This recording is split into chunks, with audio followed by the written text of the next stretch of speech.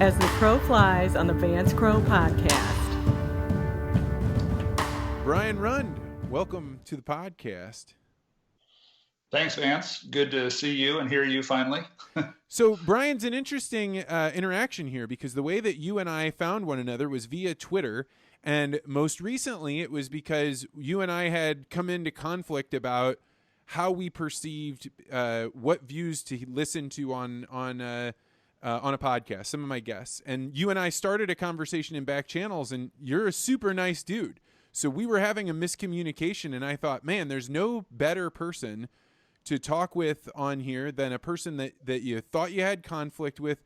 You ended up hearing what his perspective was, and you thought it was really interesting. So welcome to the podcast, and I'm really excited to have an honest conversation between two people with different perspectives. Well, thanks, Vance, and I appreciate your willingness to engage. It's that means a lot, and that's part of what I see.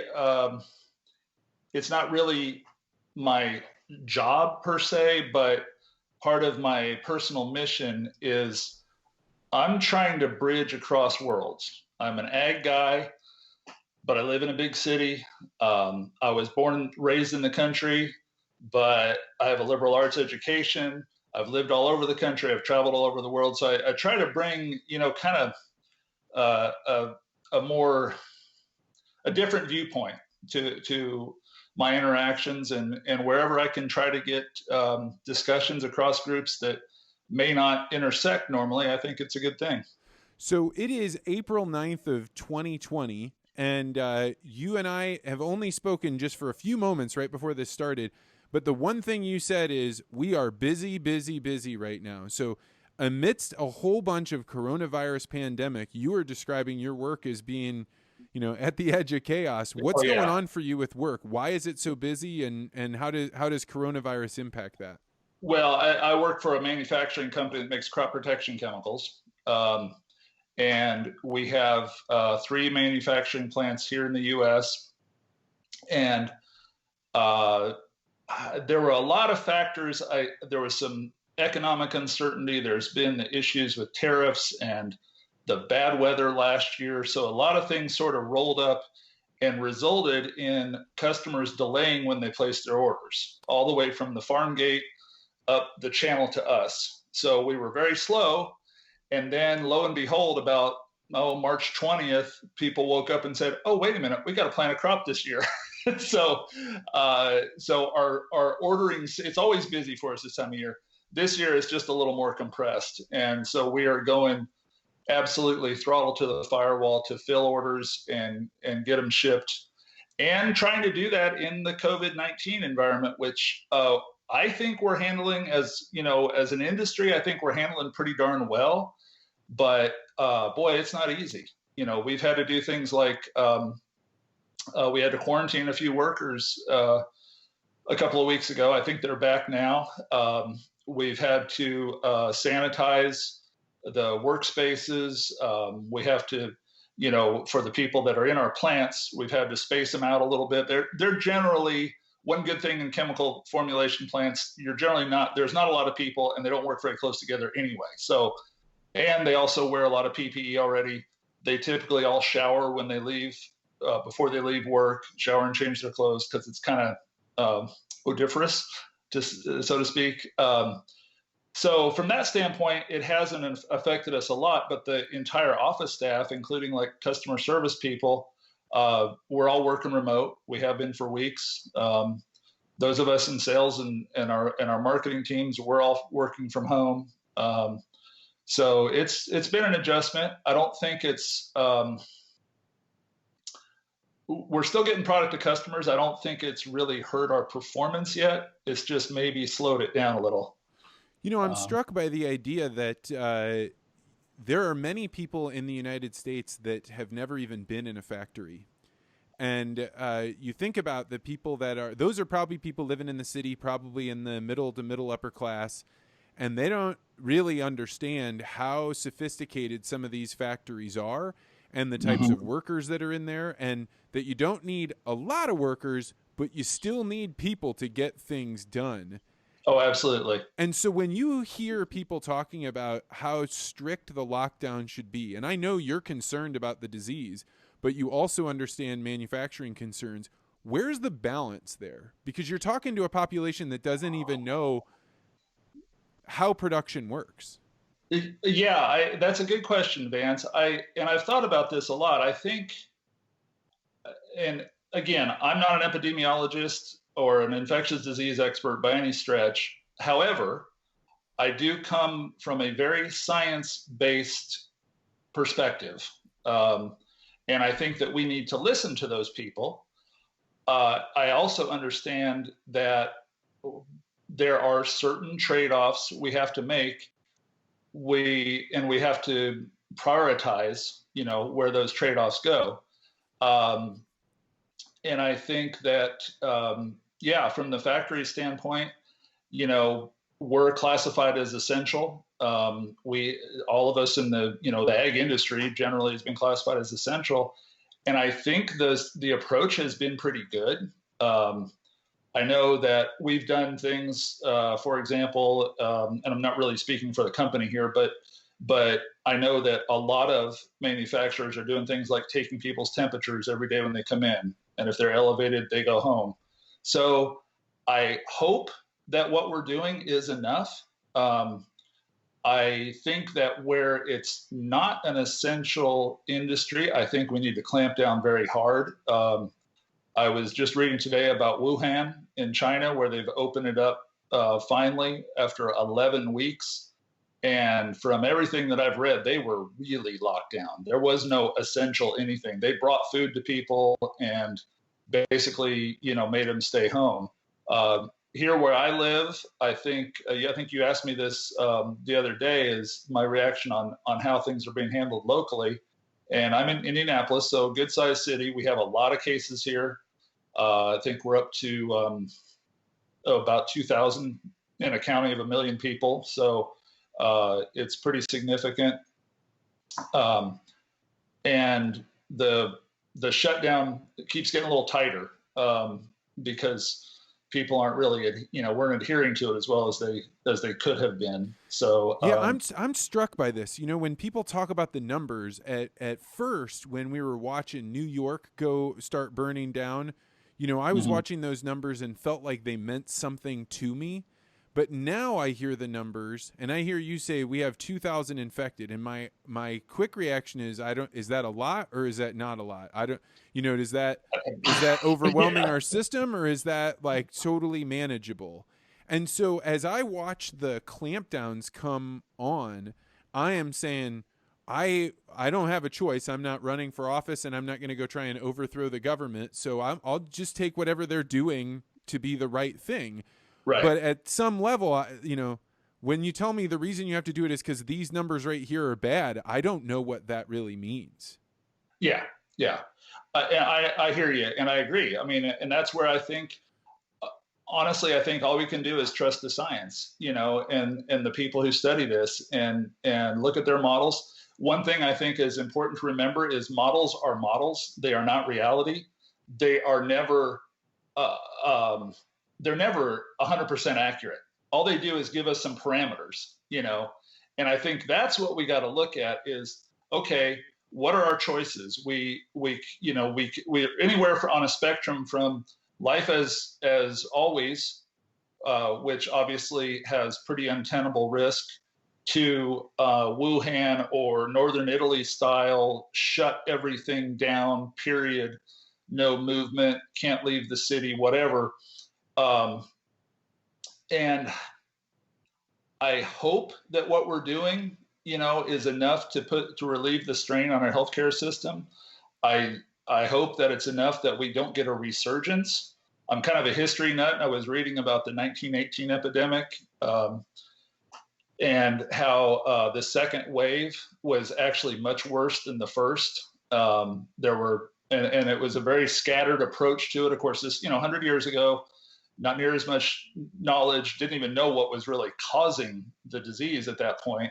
They just knew that quarantines worked. And one of the things that was interesting, you're in St. Louis, and St. Louis was one of the most effective, had one of the most effective quarantines. And Philadelphia was kind of the opposite, and the death toll was, I don't remember the numbers, but it was far higher in Philadelphia than St. Louis. And there was a lot of interesting little nuggets out of that. Yeah, and there's interesting things that happen in society as history is being written. So in St. Louis, there was a young woman, I think college age, that was in Italy when coronavirus happened. So she flies home. Her parents are like, hey, we'll get you out of there. And they live in an affluent part of town. And so ultimately, she came down and got sick. And they called the doctor a bunch of times and they said, you probably don't have it. You probably don't have it. Okay, we're going to give you the test. The mom is supposedly the one that's been taking care of the child, and they've quarantined her away. And the dad and the daughter of the younger daughter decide they're going to go to a daddy-daughter dance. And so they go to this, and they get the news that she tested positive for coronavirus while he was there. So he gets the text message. I don't know how much time elapsed, but he leaves and goes home after daddy-daughter dance. The next day, word of this gets out. This county executive comes on. This is before all the quarantines have happened. Mm-hmm. And it freaked everyone out. So they shut down Bear. They shut down Centene. They shut down all these major businesses. And so the whole city was shaken awake before everybody else.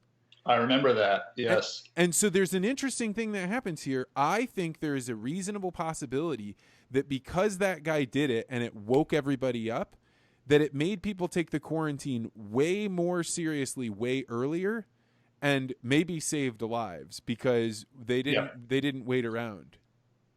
We don't understand, we as humans don't ever really understand risk until we see it personally.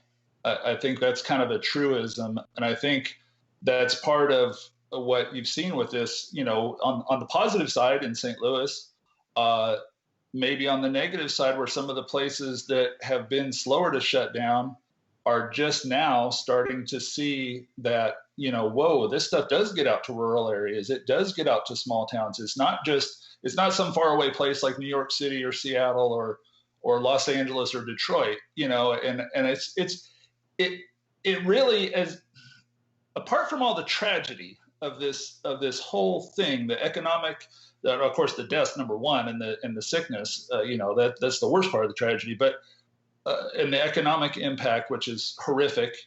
But I think there are some really fascinating things that are coming out of this in the study of human behavior, the risk aversion, some of the communication and how messages have been shaped and distorted. And I think there's some, I was talking to a customer of mine this morning and we were talking about how we feel like we hope that there will be a lot of good that comes out of this. And I think, which sounds strange when we've had, 12,000 people die and 10, 12 million out of work right now. But I think when we look back on this in, 15 or 20 or 30 or 100 years, I think there will be some good things to come out of it too. I mean, I think there's no doubt that the world is going to change. I think the die has been cast and we're now living in a post-coronavirus world. And it's no longer like when we get to the post-coronavirus world, it exists right now. And the Overton window is wide open. So the ideas that were acceptable may be thrown out, and the things that we used to think of as radical are now becoming, I mean, if you had gone 2 months ago and said Donald Trump is going to advocate to have every American be printed a check for $1,200, somebody had said, you're insane. You know, this is a lunatic. I'll take that bet 1,000,000 to 1. And yet here we are. And so the questions that I have are often around, what are the ideas that you think we should be open to now that we're in a more radically open society? And which ideas should we be making sure, like, hey guys, we already went down that road, we don't need to do it again. That idea is not one we want to bring back. Well, a couple of things. First of all, I think from some sort of major revision to the way that we provide healthcare insurance in this country. I think this may be the cataclysmic event that tips the scales. I don't know what that looks like. Personally, I don't think that you can just wipe out everything we have and replace it with something else, overnight. I think it's going to have to be maybe there's a baseline approach where everybody qualifies for Medicare who can't get insurance somewhere else, and if they can get it through their employer and they like it and it's better, great. I think we have to have some kind of floor, because I think that the knock-on effect, as my Australian friends say, from this will be that in a few months we'll see these people who are out of work and don't have health insurance. They'll start to suffer from other things as well as coronavirus, possibly. That's super interesting. Can I push on that one a little bit? Mm-hmm. I think that maybe we should go deeper. I think that potentially we should start thinking about how many doctors are able to become medical doctors. How many people did they let into their schools? How do we license that? Is the way that we're licensing that make sense in a modern world? Or are we still using an ancient, out-of-date system that really selects for a system where we have a lack of doctors? And maybe if we had a whole lot more doctors that were allowed to practice medicine without doing absurd amounts of paperwork and enormous amounts of liability and everybody protecting everyone else. And I mean, maybe we need to really shake the floor and say, let's look at how we train doctors. Because in the state of New York, suddenly when there was a pandemic, the governor says, you guys don't even have to finish school. You can practice medicine as doctors right now. Yeah. So why don't we kick that door open? Yeah. That's happened a lot of places. Retired doctors and nurses. Yeah, come back to work. We trust you. So yes, I think that's a great example, Vance. There are a lot of another one in the ag world that's gotten a lot of traction, at least in the Twitter sphere lately, which I know is not reality, but it's fun. Is the idea of more localized, decentralized meat processing and packing. We're down to 4 major packers in the country, and that's awfully close to monopoly territory. What would you attribute this to? Because I'll tell you, the other day, so I've been involved with NAMI, the North American Meat Institute. I have been invited by different cattle organizations from all over the United States to go speak with them. I was even up in Canada at the Alberta Beef Group. I have studied this very closely, and I have literally no idea what to think, because when I listen to the standard groups, things are we need money, we've got these challenges. I listened to RCAF, and I was told, you even listen to RCAF, you're on the side of the enemy, and we don't want to talk with you. Like, what in the hell is going on with cattle markets, and how should we think about decentralizing it? I don't think that there are people sitting at the top of JBS being evil dictators that are, just run. I think they're looking at the market and they're maximizing their value. So how do you make it so we have a system that's different than the one that you have? Again, that's one of those things. I don't know what the answer is. I would like to see us. So let me take that a step back just from a minute and use an example. The manufacturing type companies like the one I work for, a tremendous amount of our raw ingredients or raw materials come from China. Oh, it's just a fact. Interesting time in the chemical business. Most of the time, in fact, I would say virtually all the time, that works great. We have great relationships with our Chinese suppliers. But what this crisis, this pandemic has pointed out is how vulnerable you can be when you're not diversified.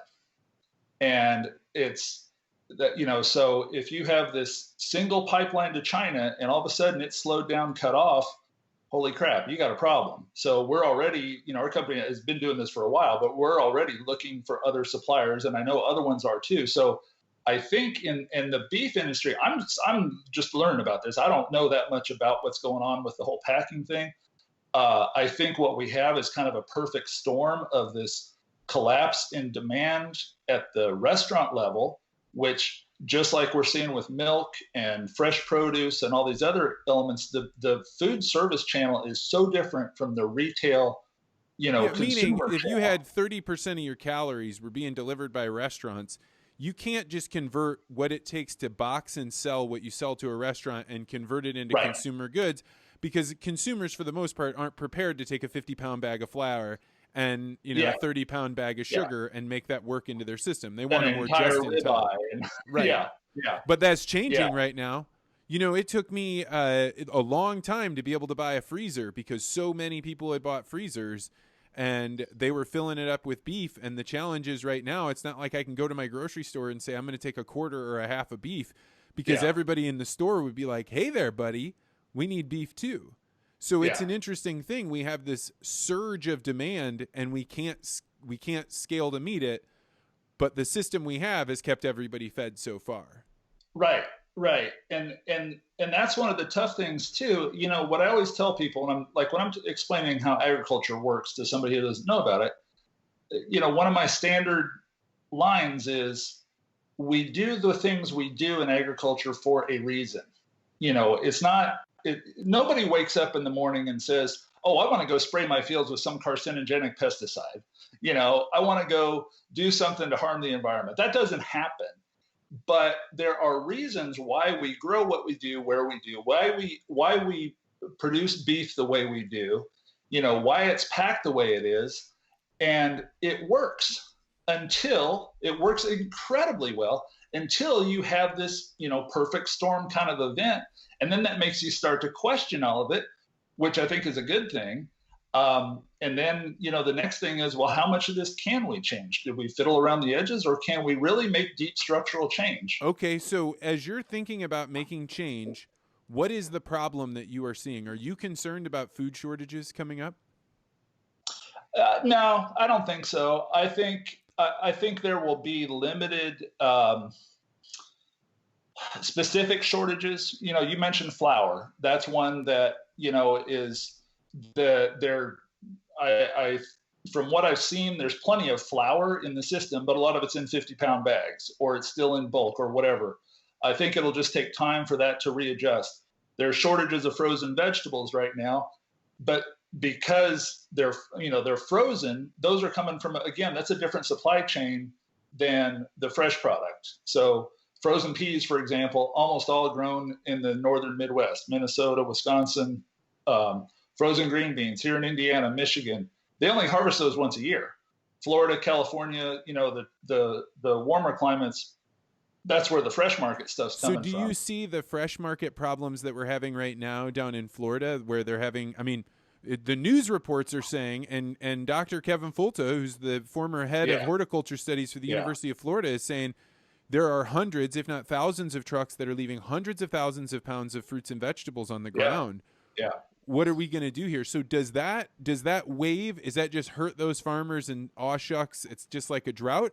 Or does that actually send waves large enough into the system that we have shortages of necessary calories? And how many of those can you have before it's a real problem? That's a great question. If we're looking at, 6-8 months of greatly reduced restaurant demand, and I'm not saying that that's going to happen. It's just, if that was a possibility, then I think, there's going to be some serious effect. Whether that leads to shortages, I don't know. It's all very complex, because you run into things like with, right now the reports I've seen, I think they're plowing down, the equivalent of 1 million pounds of green beans. There was one big grower down there who's plowing down 1 million pounds every few days of green beans because it's not worth harvesting them. So the easy answer is, well, freeze them. Well, the processing plants aren't in Florida, So do you haul them all the way to Wisconsin? Yeah, and there's a shortage on truckers right now, or at least there's a hell of a demand. I don't know if there's a shortage, but so you get into these rabbit holes of these, consequence after consequence. I think that the thing that we're really good at in this country, probably better than anywhere else, is the on-the-fly innovation to figure out how to solve problems. I think some of this will start to happen. I think you'll see, produce brokers, for example, who are handling primarily food service, going to the big grocery store chains and saying, hey, look, I've got a line on fresh green beans, Mr. Kroger buyer.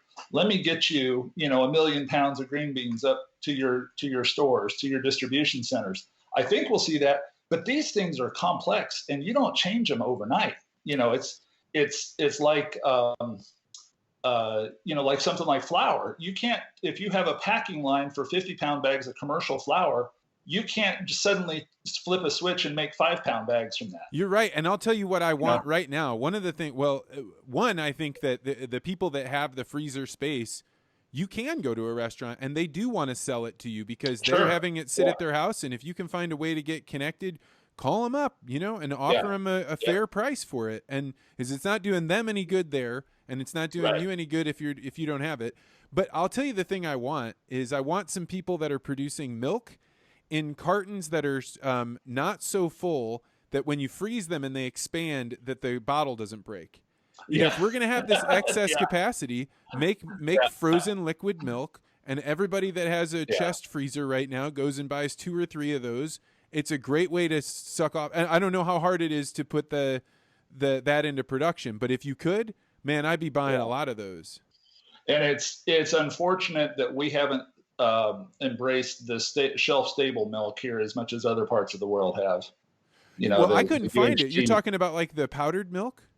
No, I'm talking about the liquid milk in those cryopack containers. Oh, like the ultra pasteurized. Yeah, I used to have that when I was on the ship. It all over the rest of the world, but it is really rare here. That's because our milk prices are so cheap that you don't have to, right? Like for them, and everybody's got big refrigerators, and so all these things, and you mentioned buying a freezer. 100 years ago when I was a kid, everybody had chest freezers. Everything was frozen. I mean, it was something like of the produce, meat, vegetables. I picked up this stat somewhere, and I don't remember where, but in the mid 70s, something like 70% of those categories sold were frozen, and now the percentage is almost exactly flipped. Which is, and I'm a big cook and kind of a foodie, but I call myself a pragmatic foodie because I don't buy into a lot of the elitism that goes with that whole, foodie mindset. And one of the things that I really struggle with is this sort of trope that fresh is always better, and so we've created this perception that, if it's not fresh, it's not good or not as good. And, that runs into problems when you're in a situation like this, and it makes our food more expensive, and it concentrates the production in fewer places. You look at the dominance of Florida for fresh vegetables for the restaurant trade. I think it's like 70% of the tomatoes are coming out of Florida, for fresh tomatoes and lettuce and all those things from Florida and California. Now lettuce, obviously you can't freeze, but some of these other things, your food culture matters, right? And we were optimized. We were optimized for a world under which, if you decided to throw out everything in your refrigerator and start again tomorrow, like, it might be a little bit of money, but it's not that bad. And so you didn't have to think about that. If everything went bad, if your refrigerator, if your power was out for 3 days and you couldn't get your refrigerator to stay cold, okay, that's not terrible. You're in a situation right now, and those kind of gaps could cause you to be in a situation where you've got to go stand in a food line with hundreds of other people. And that's one of the things that I want to know. So my biggest concern right now is a mob mentality, and it's a mob mentality around how we should treat the disease, because if you get people that are too afraid to go work, to be able to pick vegetables, to be able to get our stuff stocked, to be able to grow our food, to keep our trucks moving, doing all these things, if we get into a battle with the people that have the luxury of sitting at home right now because they have a white collar job and they've got money coming in, they don't understand that they're at the top of the pyramid and you're demanding that other people go work for you.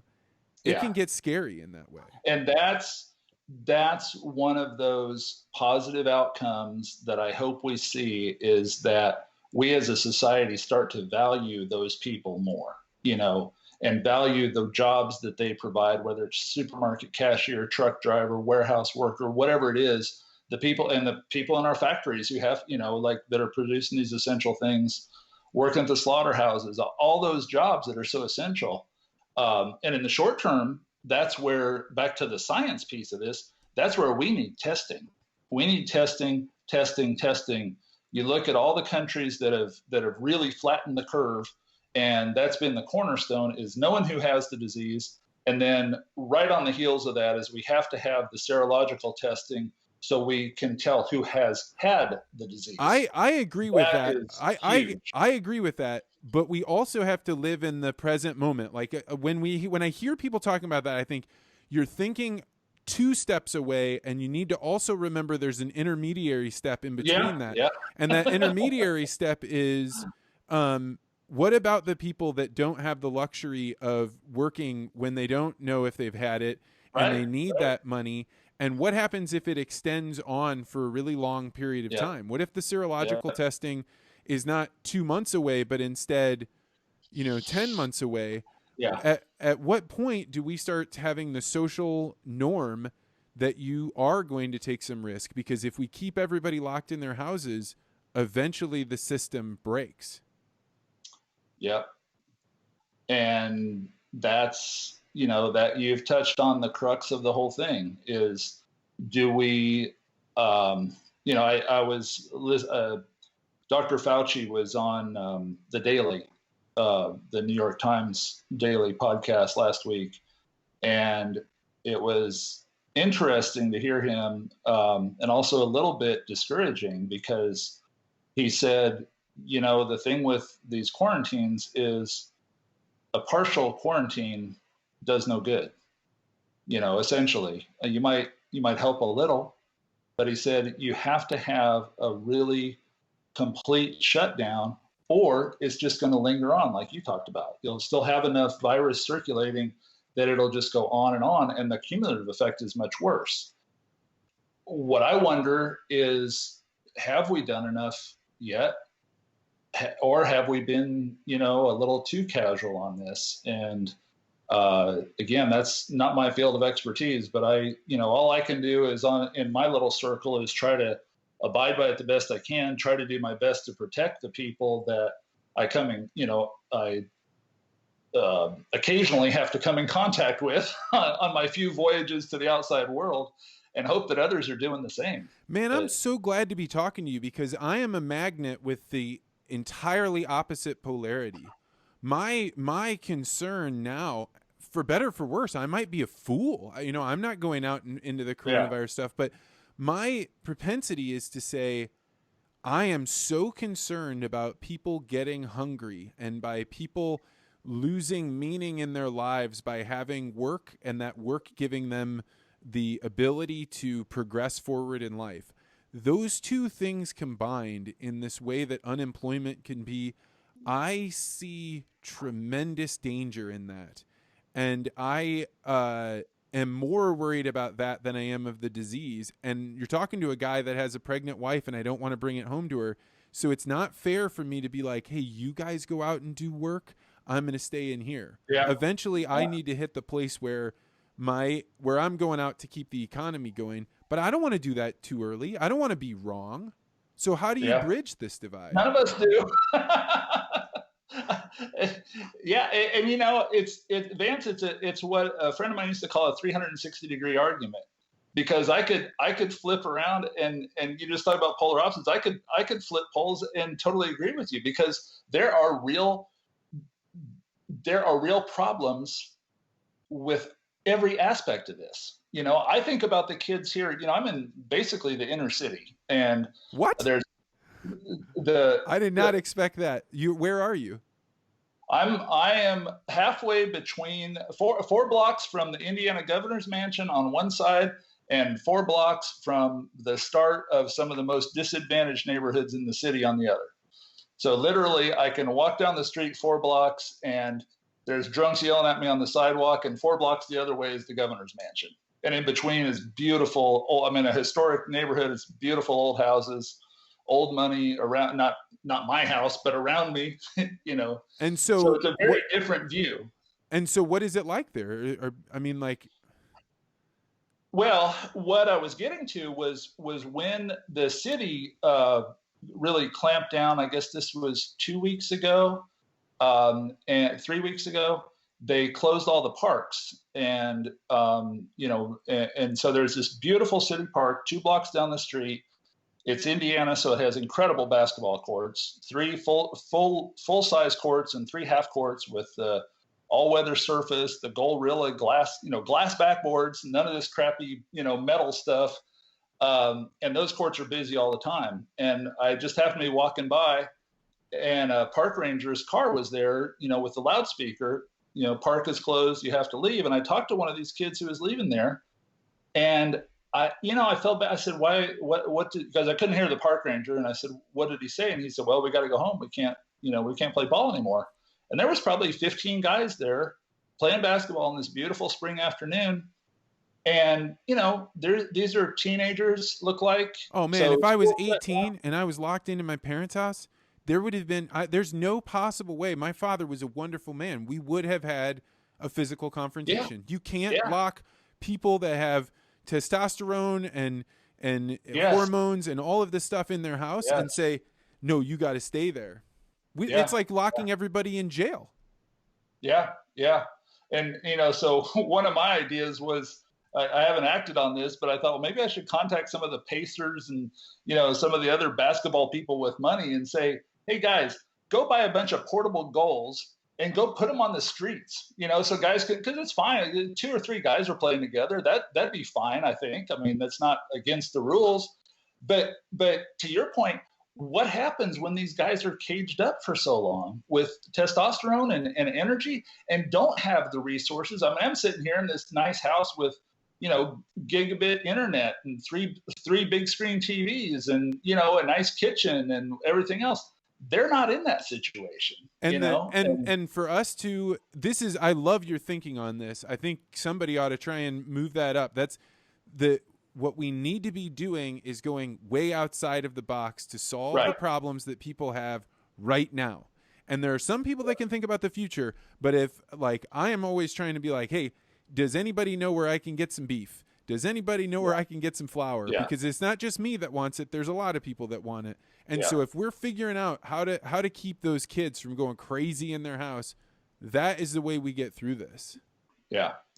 So I'm gonna let you get back with your busy sales day. But before we go, who is somebody interesting on Twitter that you think other people should pay attention to, but they might not find them on their own? Who would you recommend? Oh boy. I think in the ag world, somebody I think is very interesting is Jenny Tilton Flood. Okay, sure, I know Jenny. Her family operates a big dairy in Maine, and she's pretty vocal and articulate, and she's really been somebody out front on this milk issue and explaining what's going on with milk being dumped.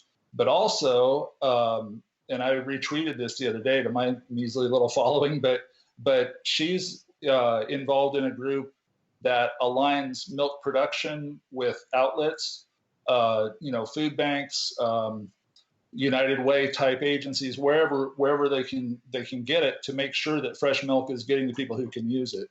And I think she's one that comes to mind immediately that's doing something about it. And it's interesting to me that, the approach she's taking. I mean, I think dairy is a critical commodity. And in some cases right now, it's going to become a specialty crop for people. So thank God for people like Jenny Tilton Flood and Dwayne Faber on the West Coast. So, man, thank you so much. If people wanted to follow you, engage with you on Twitter, where would they find you?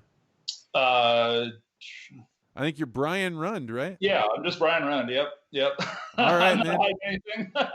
Well, we will always have this observations on coronavirus from April 9th, 2020. So thanks so much, Brian. I appreciate you coming on. Thanks, man. Pleasure talking to you.